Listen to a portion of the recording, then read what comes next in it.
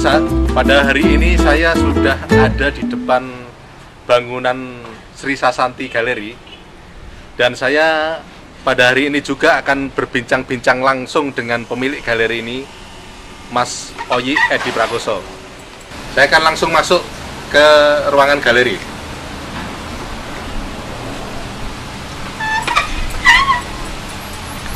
Berbahagia sekali pada malam hari ini saya bisa hadir kembali ke ruangan Anda.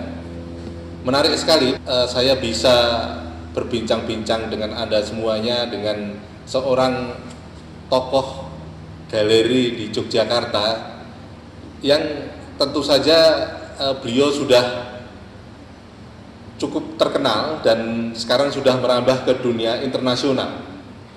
Beliau adalah pemilik galeri Sri Sasanti yang ada di Jalan Palagan, yaitu di Jogja Utara, tepatnya di samping selatan Hyatt Hotel. Beliau adalah Bapak Oyi Edi Prakoso yang sudah hadir di samping saya. Selamat malam Pak. Selamat malam Pak Aldo. Para pemirsa RBTV di rumah, saya yakin ingin tahu banyak tentang Pak Oyi, kiprahnya selama ini. Itu dimulai dari mana Pak Oyi? Artinya bahwa Anda sekarang ini sudah banyak dari kalangan seni dan kalangan pebisnis seni, para seniman lukis, seniman patung, mulai banyak untuk melihat Anda. Dan Anda di tingkat internasional pun sudah bermain juga, sudah mengikuti di Beijing, di New York, di Singapura juga tentunya. Itu sebetulnya latar belakang Anda bagaimana Pak Oyi? Jadi terima kasih sekali kesempatan kita bisa ngobrol malam ini. Jadi kalau kami sendiri sebenarnya memang awalnya dari senang, dari suka. Kita dulu sejak tahun 90-an kita sudah menjadi peminat seni, belum bisa disebut kolektor ya. Membeli untuk senang saja. Tapi sejak tahun 94 saat kami masih berdomisili di Jakarta, kami mulai berpikir bahwasanya selain suka kita juga melihat peluang bahwasanya bisnis seni, terutama lukisan dan patung itu mempunyai prospek yang bagus. Tahun 94 ya? Tahun 94. Waktu itu kami mendirikan galeri yang sampai sekarang pun galerinya masih eksis, tapi sudah dijalankan atau dimiliki oleh orang lain. Yaitu Kung Gallery. Kung Gallery. Kung Gallery ya. Wah, itu cukup terkenal juga Kung Gallery itu. Itu kita mulai tahun awal 94. Kita sebenarnya di bidang bisnis art ini kita sudah cukup lama dari tahun 94. Terus kemudian pada tahun 99 kami memutuskan pindah domisili ke Jogja. Kami menjual saham kami di Kung Gallery tersebut dan akhirnya sekarang galeri tersebut masih eksis dan juga menjadi salah satu galeri yang jadi barometer di Jakarta. Oh gitu ya. Ya, terus akhirnya kami sekarang di Jogja dan mendirikan Sri Sasanti.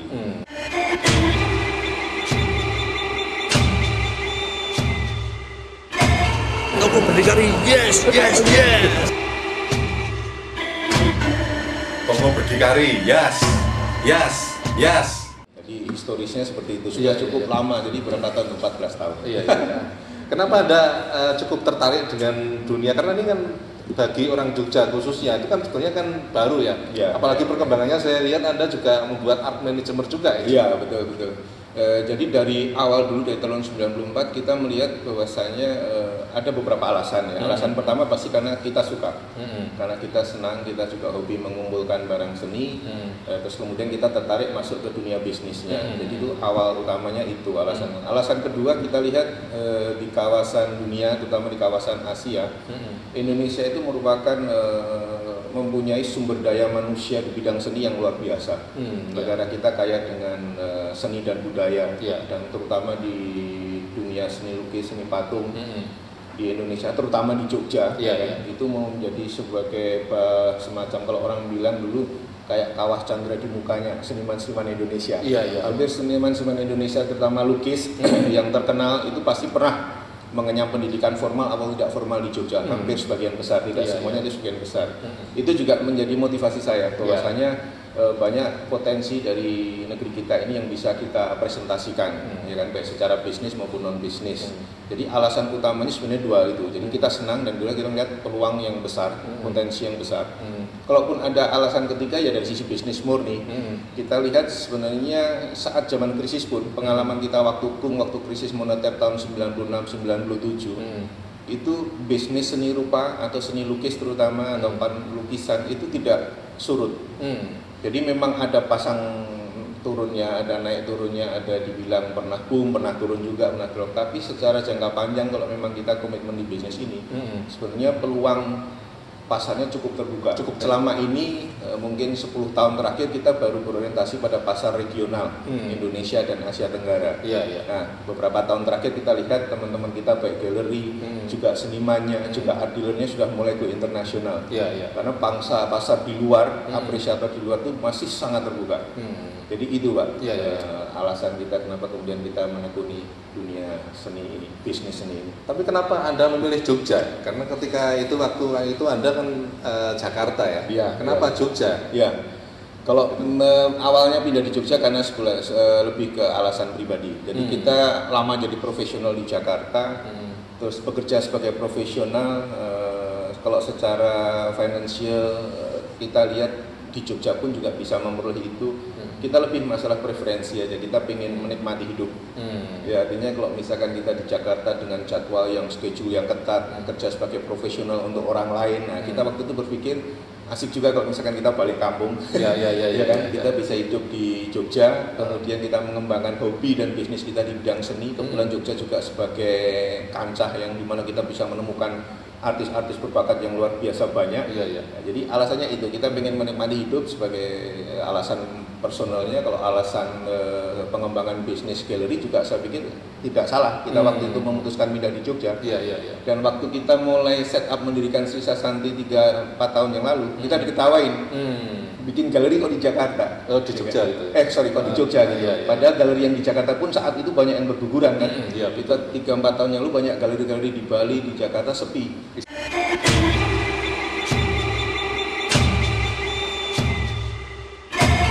Kamu berdikari, yes.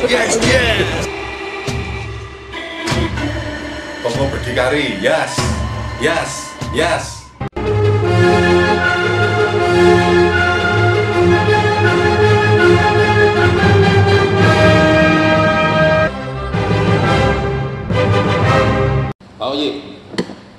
Cina memang ternyata juga sangat strategis sekali hubungannya dengan dunia keseni lukisan kita. Itu bagaimana menurut Anda? Jadi memang kalau kita bisa belajar banyak intinya dari apa yang terjadi di Cina sana. Ya, Cina sekarang artis-artisnya dan karya seninya bisa berkembang luar biasa dan bisa diakses maupun dikoleksi oleh dunia internasional. Itu menjadi sebuah pelajaran berharga untuk dunia seni kita, seni rupa kita. Kenapa bisa seperti itu? Dan setelah kita pelajari dan kemudian kita peroleh informasinya, memang dari sisi infrastruktur kita masih sangat ketinggalan dengan China. Yang saya maksud infrastruktur bangunan secara umum gitu. Artinya infrastruktur bukan hanya masalah sarana fisik ya kan, tapi juga non fisik. Jadi kalau kita bicara infrastruktur seni, itu kan ada beberapa pihak yang harus memberi kontribusi. Artis tentu ya kan. Kemudian kedua pemerintah, ketiga galeri, kemudian art dealer dan sebagainya. Kita masih ketinggalan jauh. Dari sisi seniman-seniman kita, dari sisi talenta, dari sisi kualitas teknis yang mereka miliki, mereka tidak kalah. Artinya artis Indonesia kita boleh bersaing. Boleh berbangga. Dan itu terbukti dari art fair yang diadakan bahkan di Shanghai pun, ataupun di Beijing pun, juga di Korea dan sebagainya. Artis kita cukup mendapat apresiasi yang luar biasa, ya kan. Tapi mungkin kelemahan artis-artis kita adalah belum terbiasa dan belum dikondisikan untuk mempunyai managerial skill yang bagus. Dan infrastrukturnya masih lemah tadi ya. Jadi kalau infrastruktur secara fisik, sarana prasarana nanti pemerintah itu sebenarnya juga harus bisa memberikan kontribusi. Jadi artis-artis kita selama ini masih ditengarai, meskipun tidak sepenuhnya tepat. Itu dari sisi komitmen, dari sisi manajerial, ketepatan waktu dan sebagainya itu masih lemah, ya kan. Tapi ini proses, saya yakin bisa dibenahi karena artis-artis kita yang mengenyam pendidikan formal, saya yakin secara intelektualitas dan personality-nya mereka masih bisa kita ajak bicara dan kita kembangkan. Dari pemerintah demikian juga, ya kan. Artinya kayak di kawasan Asia saja, kita gudang seniman, ya kan. Tapi kita tidak punya event internasional seperti Art Fair. Justru negara-negara yang kapasitas senimannya, jumlahnya dan sebagainya tidak sebesar potensi kita, sudah punya event Art Fair kayak Singapura misalkan. Ya kan. Berarti ini ada sesuatu yang harus dipikirkan oleh pemerintah. Pemerintah harus memberikan kontribusinya yang lebih banyak hal, misalkan dari sisi regulasi, masalah keluar masuk barang, misalkan dari sisi infrastruktur fisik, ya kan, fasilitas-fasilitas ruang pamer, ruang eksibisi di Indonesia sangat terbatas. Di Jogja Pak Argo bisa melihat berapa sih kapasitas gedung yang layak untuk event pameran besar. Kita sangat tergantung dari galeri-galeri yang sudah eksis. Tapi galeri itu kan masing-masing sudah punya program sendiri, sehingga banyak artis kita juga punya kesempatan tampil. Betul. Ya kan? Semakin terbuka. Galeri juga harus meningkatkan profesionalitasnya. Banyak galeri di Indonesia itu tumbuh karena didasari oleh pikiran bisnis semata. Jarang yang mempunyai long term komitmen terhadap artis. Galeri hanya berorientasi kepada masalah komersial. Nah, ini harus juga galeri yang seperti itu harus memberikan kontribusi positif untuk berpikir tidak hanya mengejar sisi komersial dan bisnisnya aman, survive, menguntungkan, tapi dia juga harus memberikan input balik, kontribusi balik terhadap pembangunan infrastruktur ini, terhadap seniman dan sebagainya.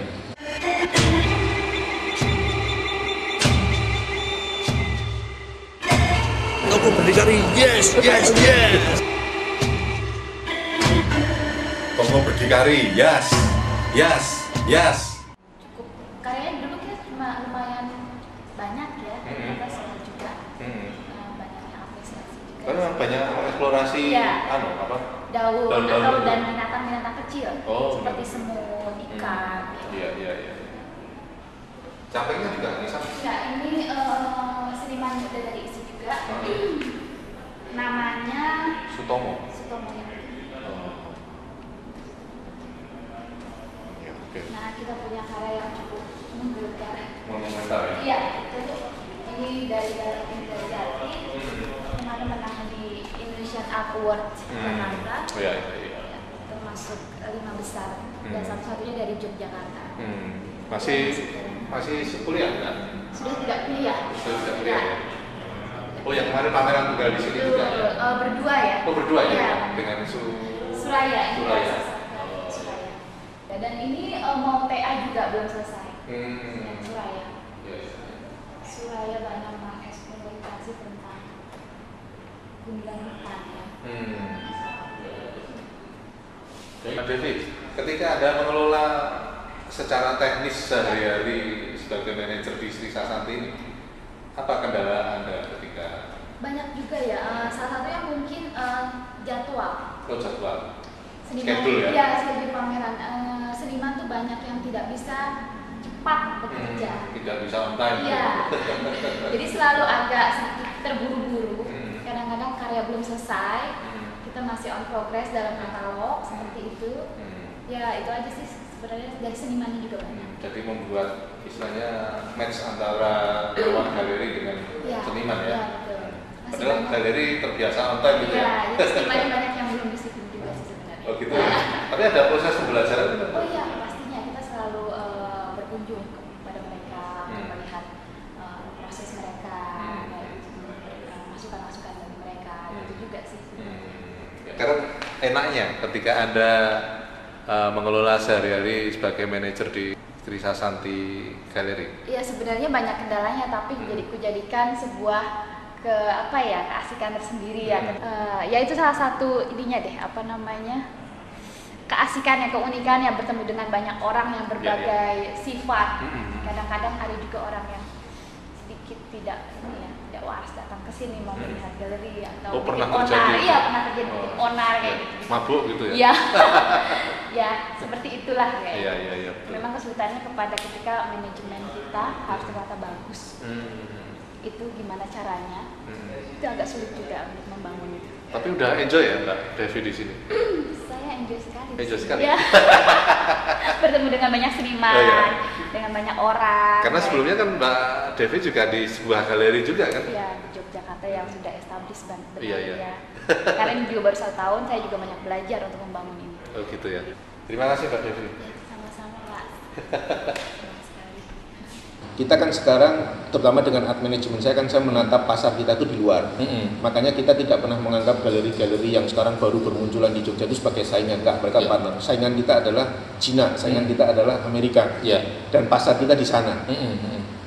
Jadi kita cukup optimis.